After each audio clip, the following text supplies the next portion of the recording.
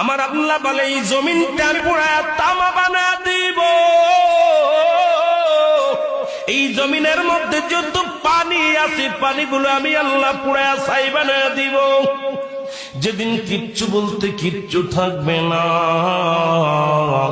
সেদিন থাকবে শুধু আমার আল্লাহ।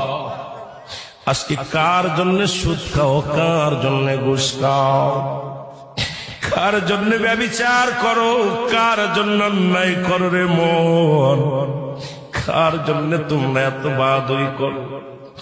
আরে আজকে একটা কথা বলতে গেলে কষ্ট হয়। এই জমিনটা আল্লাহ পুরায়া তামা বানায়া দিবে। এই জমিনের মাটিগুলো পুড়ে হবে তামা। এই জমিনের যত পানি আছে পানিগুলো পুড়ে হবে ছাই। এই দুনিয়ার মধ্যে কিচ্ছু যেদিন থাকবে না, ওই তুরস্কের কত বাহাদুর, কত টাকাওয়ালা মিনিটের মধ্যে 30 সেকেন্ডের ভূমিকম্পে পথের ফকির হয়ে গেছে, রাস্তার ভিখারি হয়ে গেছে। আজকে তুমি দুনিয়ার মধ্যে